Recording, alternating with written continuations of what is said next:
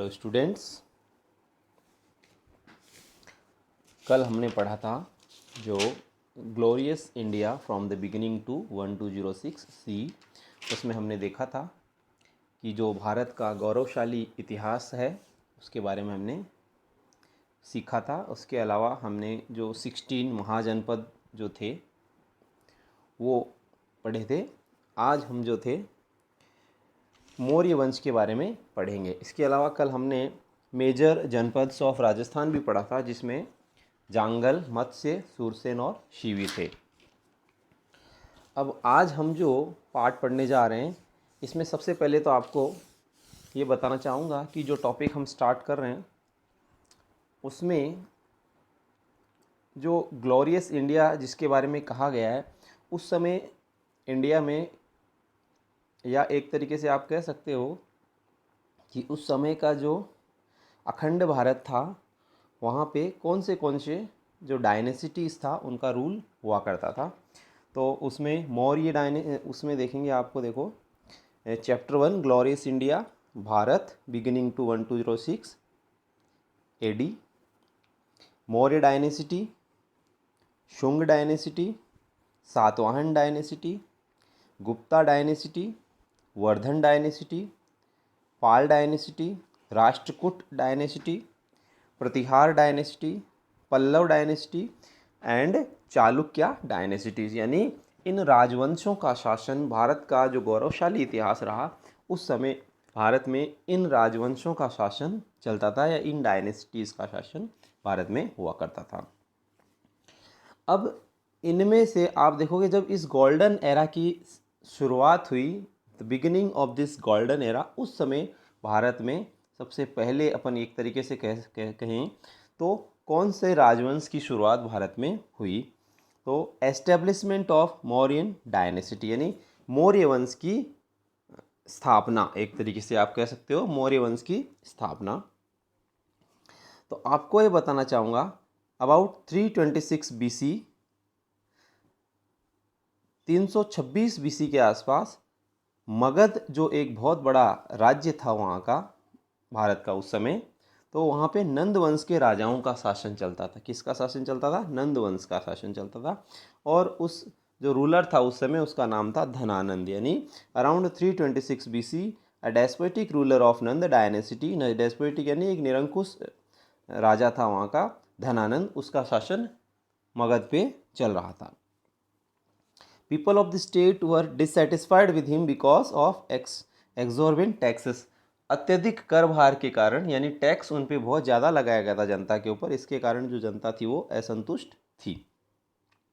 ऐसे समय में मगध को एक ऐसे राजा की आवश्यकता थी जो जनता की भावनाओं को समझे और राष्ट्र को एक तरक्की के मार्ग पे ले जाए, जो जनता की परेशानियों को समझे। ऐसे समय में जो है भारत की पृष्ठभूमि पे कौटिल्य यानी चाणक्य का शिष्य चंद्रगुप्त का उदय हुआ। भारत के पृष्ठभूमि पे चाणक्य का उदय हुआ और उसने नंद डायनेसिटी की समाप्ति करके मौर्य डायनेसिटी का स्थापना वहाँ पे किया। Kautilya's student Chandragupta emerged on the political horizon of India and he established a new dynasty called Mauryan dynasty. As you can see in the image, Chandragupta Maurya की जो पेंटिंग्स है उसमें से एक इमेज आपके यहाँ शो की गई है।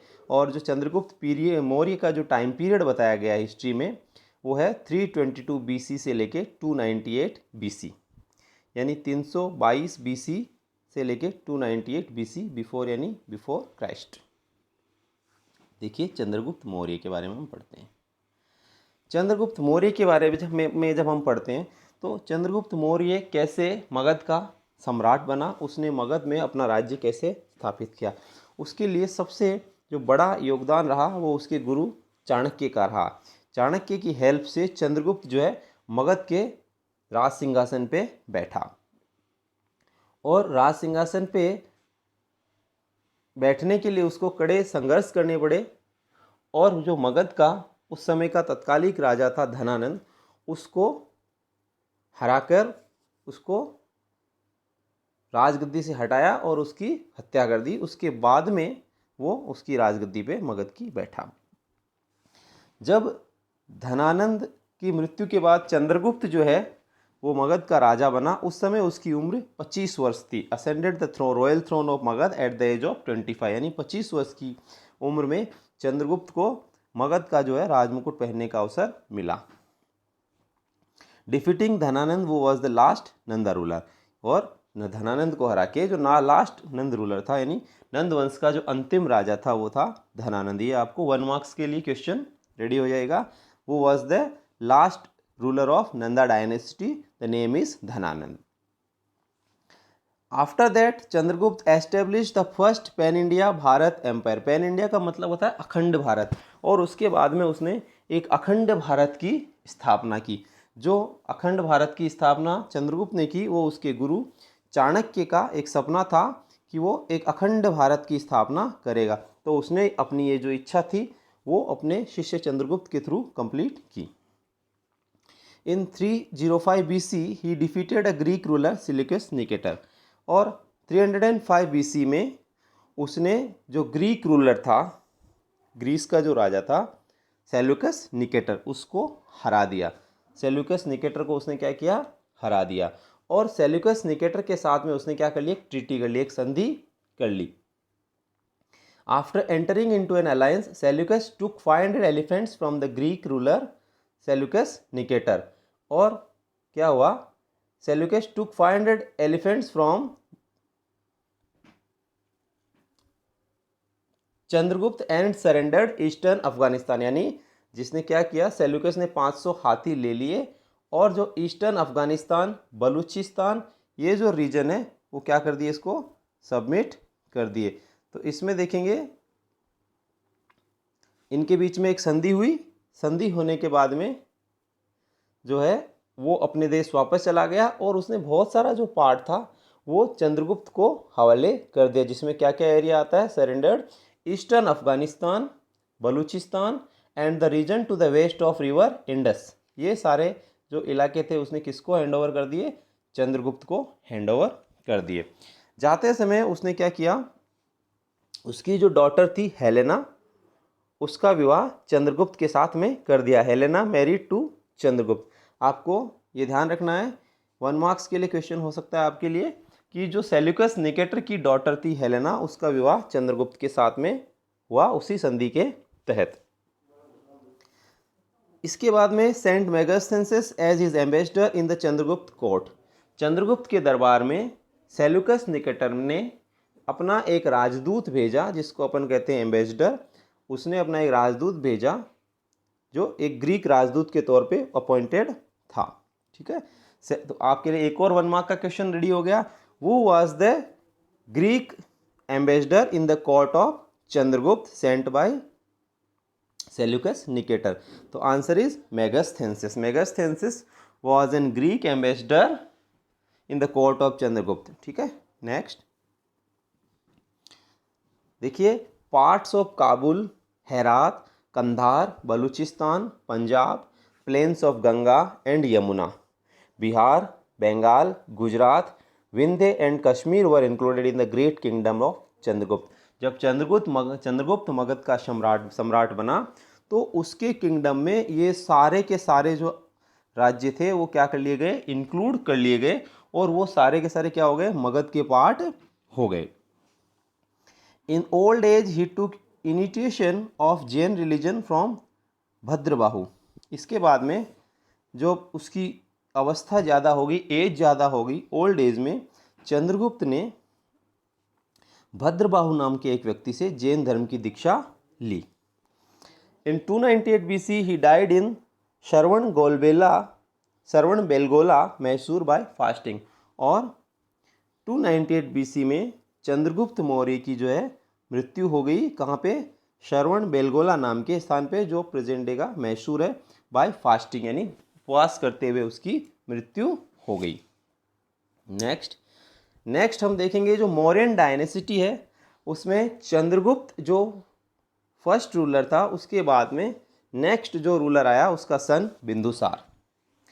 बिंदुसार का जो टाइम पीरियड है वो हिस्ट्री में 298 BC से लेके 272 BC तक बताया जाता है। इमेज आपके सामने बिंदुसार की दी हुई है। आगे चलते हैं अपन। बिंदुसार का जो टाइम पीरियड मैं आपको बता चुका हूँ 298 BC से 272 BC होता है। तो बिंदुसार के बारे में हम लोग पढ़ेंगे। हम पढ़ रहे हैं मौर्यन डायनेसिटी कि मौर्यन डायनेसिटी में कौन से रूलर्स हुए, कौन से मेजर जो रूलर्स हुए वो मौर्यन डायनेसिटी में हुए। Bindusara was the son and successor of Chandragupta. Bindusara क्या था? Son and successor of Chandragupta. Bindusara जो था कि चंद्रगुप्त का बेटा था और उसका उत्तराधिकारी था। कॉल्ड एमिट्रोचेट्स बाय ग्रीक ऑथर्स, यानी जो ग्रीक ऑथर्स थे, ग्रीस के जो ऑथर्स थे उसको एमिट्रोचेट्स कहते थे। किसको? बिंदुसार को। ठीक है। इन द वायु पुराण ही हैज बीन कॉल्ड भद्रसार। वायु पुराण में इसको भद्रसार भी कहा गया है। इसके अलावा जैन टेक्स्ट में उसको सिंगसेन कहा गया है। यानी अलग अलग जो बुक्स थी आपकी, रिलीजियस बुक थी या फिर अलग अलग जो ऑथर्स थे, उन्होंने बिंदुसार को अलग अलग नामों से पुकारा है। जैसे कि जैन टेक्स्ट में उसको सिंगसेन कहा गया है, वायु पुराण में भद्रसार कहा गया है और ग्रीक ऑथर्स के द्वारा उसको एमिट्रोचेट्स कहा गया है। He conquered the distant South Indian regions and included them in the Magadha empire. यानी उसने दूर दराज का जो साउथ इंडिया का पार्ट है वहाँ पे भी अपनी विजय पताका उसने लहराई और जो वहाँ का जो रीजन है उसको भी मगध के साम्राज्य में क्या कर लिया? इंक्लूड कर लिया। अच्छा, इसके बारे में हम देखेंगे। और ये जो बिंदुसार था उसके शासनकाल के दौरान उसके राज्य में कुछ रिवोल्ट्स हुए। रिवोल्ट्स यानी कुछ विरोध हुए उसके खिलाफ में। Revolts took place in Takshashila. कहाँ पे हुआ? तक्षशिला मगध का एक पार्ट था। तो revolts took place in Taxila during his reign and to crush these revolts. उसने इन रिवोल्ट्स को क्या कर दिया? अच्छी तरह से क्रश कर दिया, मतलब इन रिवोल्ट्स को दबा दिया। उसने क्या किया? इन रिवोल्ट्स को दबाने के लिए पहले अशोक को भेजा और फिर अपने एल्डर ब्रदर सुसीम को भेजा। यानी वो स्वयं नहीं गया उन रिवोल्ट्स को दबाने के लिए। उसने बिंदुसार ने अपने सन अशोक, जैसे कि आपको अभी आगे हिस्ट्री में पता चलेगा पढ़ते समय कि जो अशोक था, जो ग्रेट सम्राट जो अशोक था, वो बिंदुसार का सन था। तो बिंदुसार ने अपने सन अशोक को उन रिवोल्ट्स को सप्रेस करने के लिए, दबाने के लिए भेजा और उसके बाद में अपने एल्डर ब्रदर सुसीम को भेजा। In the royal court of Bindusar, Greek ruler Antiochus first appointed a person named Diomachus as his ambassador। ठीक है। तो बिंदुसार के कोर्ट में जो ग्रीक रूलर था एंटिचस, उसने एक अपना एम्बेसडर नियुक्त किया जिसका नाम था Deimachus as his ambassador. Egyptian king Philadelphus had sent an Egyptian ambassador Dionysius to Bindusara's court. इसके अलावा जो इजिप्शियन किंग फिलाडेल्फस था उसने भी अपना एक एम्बेसडर जो था बिंदुसार के कोर्ट में भेजा जिसका नाम था डायनोसिस। ठीक है, आगे चलते हैं।